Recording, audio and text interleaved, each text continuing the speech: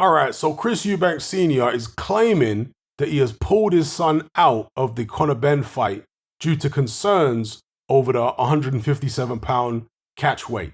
Because obviously his son normally campaigns at a higher weight than that, and he hasn't been as low as 157 for, I don't know what it is, best part of a decade. So this is what he's claiming. I don't know how much control he really has over his son at this stage, at whatever he is, 32. Maybe his son does his own thing. If his dad puts his foot down, is the son really going to listen? I don't know. But either way, some people are wondering whether or not this is just a mind game by Eubank Sr. Because during his career, he loved all the mind games. It didn't quite work out against Steve Collins, but against many other opponents during Eubank Sr.'s career, it worked very well, including in the first fight with Nigel Benn. He was able to get under his skin, and that may have contributed to his victory that night.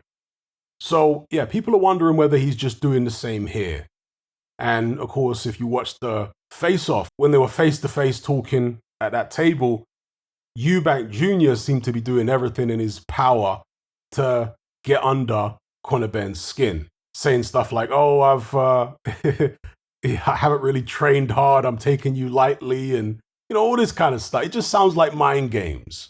Some people say it sounds like he's getting his excuses ready. It could be that too. But it also sounds like mind games and shenanigans to me. So again, is what Eubank Sr. doing an extension of that? Other people would say, no, this is a genuine rift between father and son, because Eubank Sr. mentioned the fact that he's lost the son recently. Was it last year or the year before? He lost his son, Sebastian.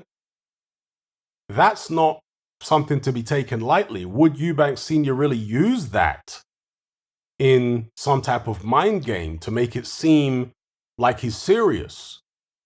Also, he mentioned Michael Watson, who's a fighter that Chris Eubank Sr. crippled in the ring. He mentioned Gerald McClellan, who Nigel Benn crippled, and various other fighters who have been crippled or killed in a boxing ring. Now, I remember when the Michael Watson fight happened. In the aftermath, they introduced a raft of new safety measures in British boxing. So the British Boxing Board of Control improved their protocol, and they started having anesthetists at ringside and making sure that fighters can get oxygen straight away. And, a whole new safety protocol was brought in after the Michael Watson situation. I remember doctors on television talking about how the brain is surrounded by fluid, and if you dehydrate yourself, then there's less fluid, and therefore the brain can move around more in the skull and hit the side of the skull more, and that could cause more damage, all this kind of stuff. So perhaps perfectly plausible that Eubank Sr., with the memory of all that, understanding what all the doctors have said with regards to dehydration, he's thinking, no, this is too dangerous for my son. I mean, Eubank Jr. did say that his dad was never a fan of this fight from the beginning, and that he hasn't really been participating in the whole thing. So make of it what you will. Will it be called off? Is there a genuine rift here between Eubank Jr. and his dad, Eubank Sr.? I don't know. Will the fight really be called off? I mean, Eubank Jr., I think, has the option to just come in heavier, right? He's going to be fined a lot of money. But is that a compromise he could make with his dad? Look, Dad, I'm going to go ahead with the fight. Yeah, I'm going to pay hundreds of thousands of pounds, but I'm going to make millions anyway. So just to please you, it's better I sacrifice a few $100,000 than not go through the fight at all and don't receive a penny, right? Because if he doesn't go through with the fight, then there's no money. So it's better to pay the fines and get some money rather than no money at all. Maybe he'll go that route if, presuming this isn't just some elaborate mind game by the Eubanks. Let me know what you guys think in the comments below.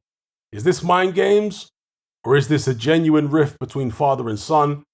And how will it play out? Will the fight get called off, or will it go ahead? And also, how dangerous do you think all this is? If Eubank Sr. is serious, then do you share his concerns?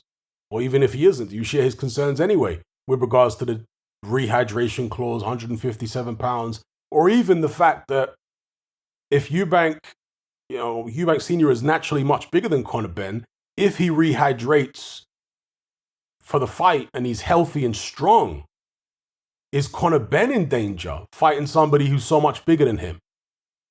Let me know about it all in the comment section below.